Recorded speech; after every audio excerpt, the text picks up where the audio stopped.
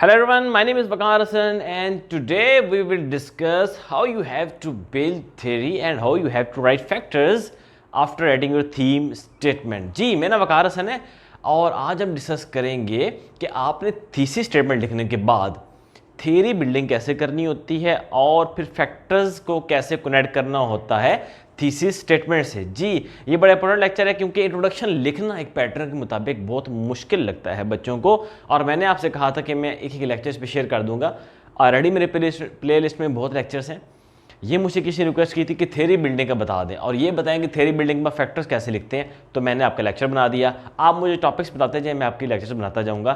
Subscribe करना मत भूलिए ताकि आपको हर लेक्चर की नोटिफिकेशन फ़ौरन मिल जाए, क्योंकि मैं डेली एक दो लेक्चर्स अपलोड करता हूँ। संडे को मैं लाइव आता हूँ, मुझे ज्वाइन करना मत भूलिएगा। जी तो थीसिस स्टेटमेंट आपको मैंने कल समझाया था, आप प्लेलिस्ट में मेरा लेक्चर पढ़ा हुआ है कि थीसिस स्टेटमेंट जो सा है वो आप जो सा कैसे उसको लिखते हैं और थीसिस स्टेटमेंट और टॉपिक स्टेटमेंट का क्या कनेक्शन है, मैंने कल समझाया था।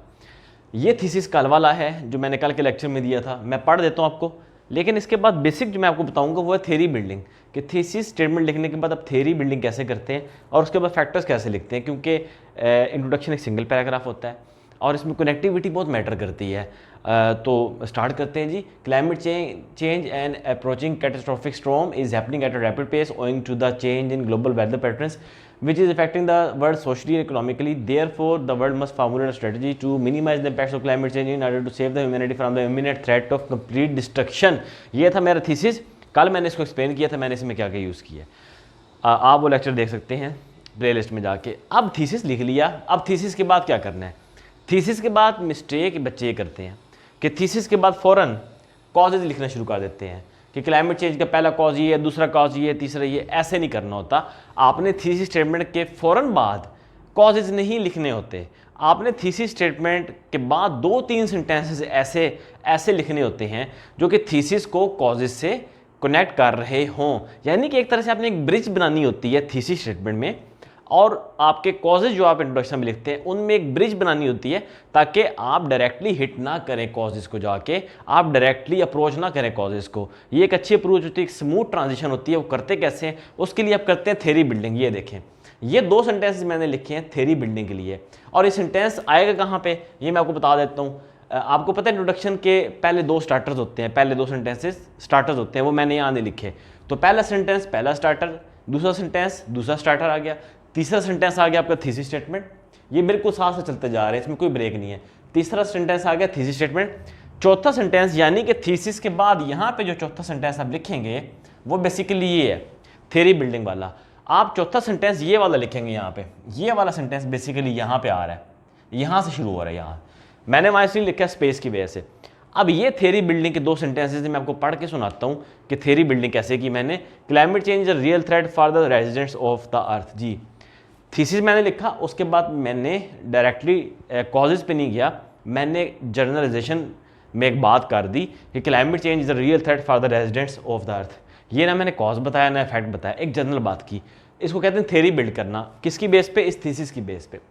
फिर आगे क्या किया मैंने, in fact humans are responsible for this change in weather pattern. जी अब ये दूसरा सेंटेंस है थ्योरी बिल्डिंग का कि ह्यूमंस रिस्पॉन्सिबल है। आप देखिए ना, मैंने कॉजेज लिखे ना फैक्ट्स लिखे, मैंने सिर्फ एक जनरल बात की कि ह्यूमंस रिस्पॉन्सिबल है। लेकिन ये जो सेकंड सेंटेंस है थ्योरी बिल्डिंग का सेकंड सेंटेंस, ये इंडिकेशन दे रहा है कि आ क्या रहा है, ये इंडिकेट कर रहा है कि अब कॉजेज आने वाले हैं। तो आप ये देखें कि थीसिस स्टेटमेंट लिखा, उसके बाद ये स्टेटमेंट लिखा कि climate change is a real threat for the residents of the अर्थ। तो क्लाइमेट आपका थीसिस से आपने एक स्मूथ ट्रांजिशन कर दी, सेंटेंस में एंटर हो गया आप। फिर आपने नेक्स्ट सेंटेंस लिखा, in fact humans are responsible for this change in weather patterns. अब आपने इंडिकेशन देना शुरू कर दिया कि मैं अब फैक्टर्स लिखूंगा, सारे वो कॉजेज लिखूंगा जो क्लाइमेट चेंज की वजह बने हैं। तो ये आपकी थ्योरी बिल्डिंग हुई। अब आपने पहला कॉज लिखना है।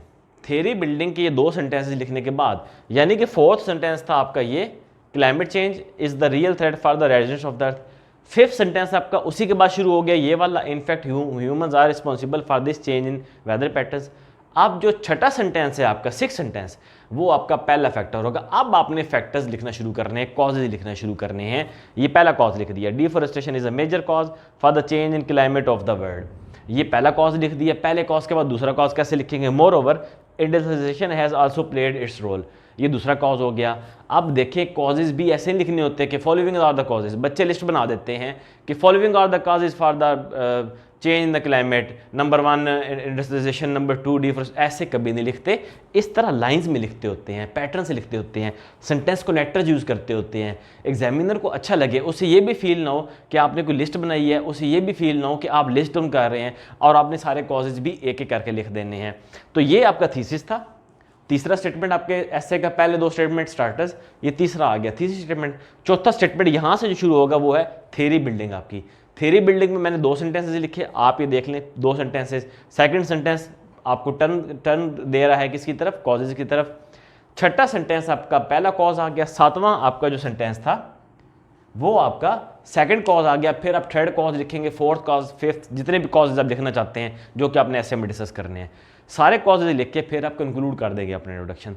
तो इंट्रोडक्शन बहुत सिंपल है, पहले 2 स्टार्टर्स, तीसरा स्टेटमेंट थीसिस स्टेटमेंट, ये कम्प्लेक्स होता है। ये तीसरा स्टेटमेंट आपका कम्प्लेक्स स्टेटमेंट थीसिस। चौथा स्टेटमेंट आपका थ्योरी बिल्डिंग करता है। ये चौथा स्टेटमेंट थ्योरी बिल्ड कर रहा था, पांचवा थ्योरी बिल्डिंग को आगे लेके चल रहा था और फैक्टर से कनेक्ट कर रहा था। ये आपका आ गया फैक्टर्स, पहला फैक्टर लिखा, कॉज लिखा आपने, फिर दूसरा कॉज लिखा लाइंस की फॉर्म में। सेंटेंस कनेक्टर्स आपने यूज़ किए, यहाँ भी यूज़ किए, यहाँ भी यूज़ किया है। इंट्रोडक्शन में सेंटेंस कनेक्टर्स भी यूज़ करते हैं ताकि कनेक्शन अच्छा बने सेंटेंसेस में। ट्रांजिशन फ्रेज भी यूज़ किया आपने यहाँ पे थीसिस स्टेटमेंट में ताकि वो सिंगल स्टेटमेंट बना रहे।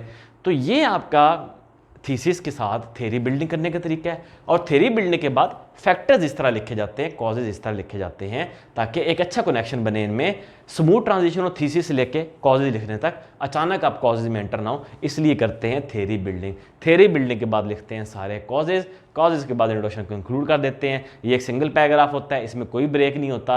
अब इसके सेंटेंसेस मैंने इतने डिटेल में आपको बता दिए हैं कि पहले 2 स्टार्टर्स, तीसरा स्टेटमेंट थीसिस स्टेटमेंट, फिर आपके 2 सेंटेंसेस आपके आ जाएंगे थ्योरी बिल्डिंग के, फिर आप एक एक करके एक एक लाइन में कॉज लिखेंगे और फिर कंक्लूड कर देंगे। ये इंट्रोडक्शन का तरीका था कि आप कैसे थीसिस लिखते हैं, थीसिस के बाद कैसे थ्योरी बिल्ड करते हैं और कैसे आप सारे कॉजेज लिखते हैं। मेरी प्लेलिस्ट में जाएं, मैंने कंप्लीट इंट्रोडक्शन शेयर किए हुए हैं, क्लाइमेट चेंज के ऊपर, ग्लोबल वार्मिंग के ऊपर कंप्लीट थीसिस और कंप्लीट ऐसे शेयर किया हुआ है, वो आप देखें जाके। और आप अगर अब मुझसे किसी ने रिक्वेस्ट की थी कि थ्योरी बिल्डिंग का समझाएं, फैक्टर्स का भी मैंने साथ ही समझा दिया आपको, फैक्टर्स कैसे लिखते हैं। आपको मजीद कोई लेक्चर चाहिए, ऐसे का कोई भी पार्ट पे लेक्चर चाहिए, पहले आप मेरी प्लेलिस्ट पे जाएं, क्योंकि 70-80 लेक्चर सिर्फ मेरे ऐसे के ऊपर है। कोई अगर रह गया लेक्चर आप समझते हैं, आपको चाहिए, मुझे बताएं, मैं आपके लिए अपलोड करूँगा। और देखते रहिए, सब्सक्राइब करना मत भूलिए, क्योंकि ये वीडियोज़ मैं आपके लिए बनाता हूँ। सब्सक्राइब करें ताकि आपको नोटिफिकेशन साथ साथ मिलता रहे। Thank you so much.